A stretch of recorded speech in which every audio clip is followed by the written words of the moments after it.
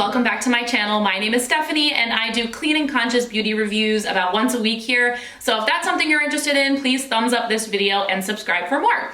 Today we're going to be talking about the Rose Inc makeup product. So I currently have 2 shades of concealer, 2 blushes, and a lip product. I skipped on the brows because that's not something that really I was like very interested in. But if you're interested in hearing my thoughts on those blushes, the concealers, and the lippies, then let's get to it.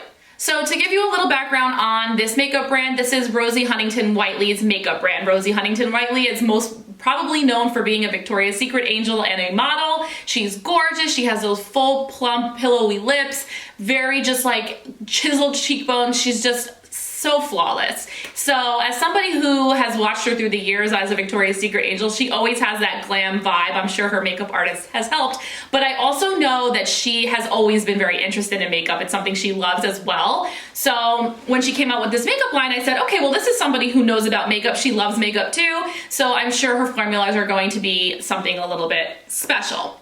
And what's really great for me is that she has come out with these products in a cleaner formula. So she has a whole line, a whole description of what clean means to the Rose Inc brand, very much aligned with what you see from a lot of other clean beauty retailers like a Credo Beauty or Beauty Counter, where they have this like never list or products they won't use or ingredients they won't use in their products list. And a lot of Rose Inc's products are very sustainably packaged, which means that they're almost all refillable. At least I know the blushes are, and they're made of recycled post-consumer materials, I believe. So what's nice about these blushes is you simply would pop them out from the back through these little holes. You just stick a little Q-tip or toothpick in, pop the pan out, and then you can just replace it and save the actual packaging.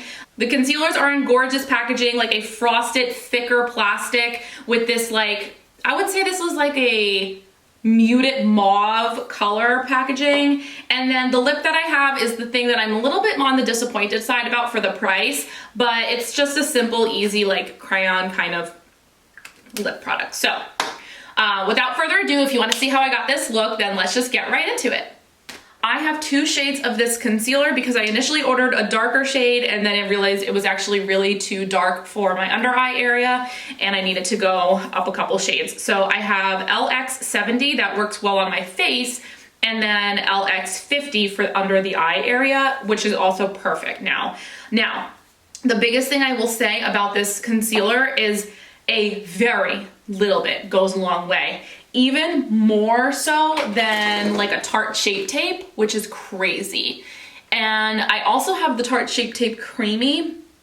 I feel like this is more hydrating than that. So I'm actually not having the best skin day today, so this is a great time to really demo this out. So I'm just gonna go around on my actual complexion where things have a lot of discoloration over here. I'm battling some major issues. And I let that kind of sit for a second. I'll also put the under eye concealer on in the lighter shade. I'm having a really hard time personally even figuring out how much of this concealer to use on my eye area because it's so pigmented. We're gonna start with like that. Like even, I don't know, that might even be a lot. It's a lot of coverage. Like look at how much coverage that is. I know that looks dark. I know it looks dark, but my body is self-tanned so it all blends together when I get everything else on. Full coverage on this concealer for sure. I'm just feathering it out to blend any harsh lines so it kind of just melts into the skin a little bit better. Now for the under eye area, still gonna use the same brush. I'm gonna tap this in, like press this into the areas that I want to have the most coverage. And then same with the bottom part. And I think that was actually enough because look at how much. I barely put it on. If I did that with Tarte Shape Tape, I would definitely not feel this way. Pulling this down to brighten. So I don't know if I've said this yet in the video, but for sure the concealer is the standout product in my opinion if you are over the age of 30 and or have dry skin. And I say and or because even if you don't have dry skin, I don't have dry skin. This is a much more forgiving concealer for people who are not 22 anymore. So similar to the concealer, I actually purchased 2 of the blushes because the colors on the website are not well done. They're beautiful images, but they are not accurate to what you get in the actual pans.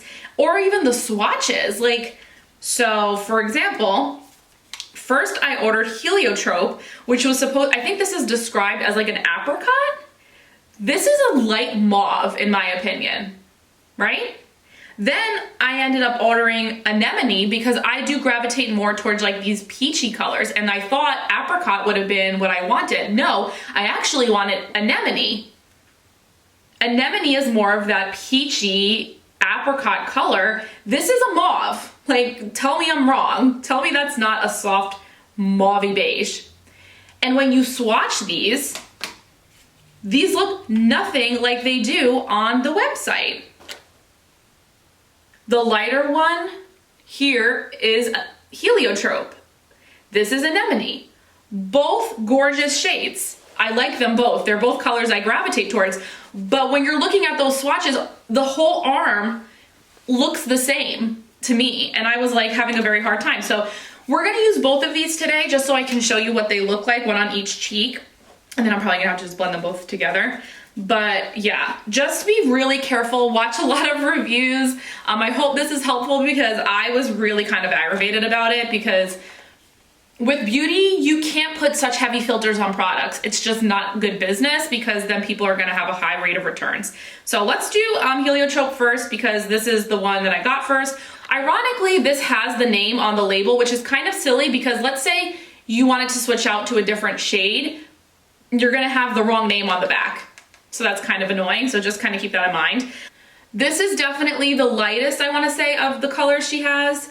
So if you're fair, you're gonna love this because it's really subtle.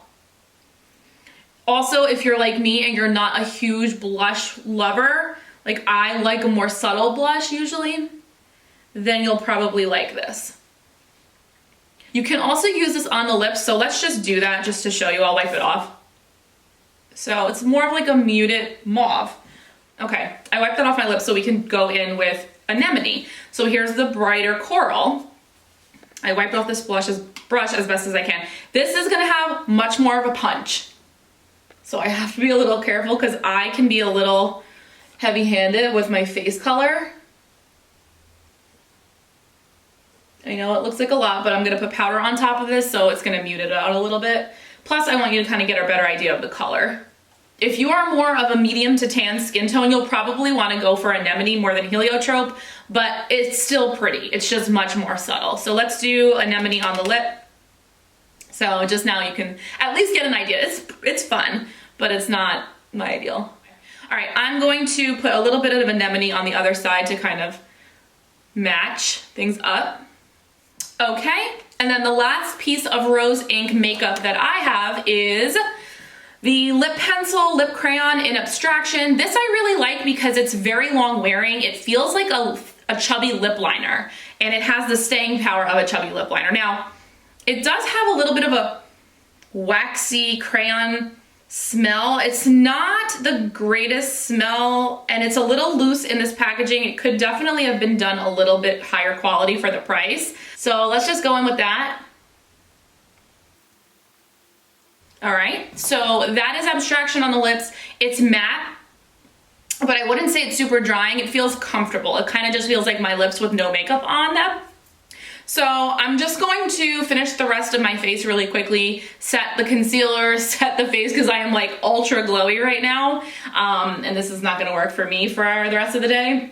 But then we'll come right back and kind of talk a little bit about my final thoughts. So yeah, I feel like it looks pretty, very effortless, very model on the go. I personally need obviously a few more products, but in general, I think the standout for sure is the concealer.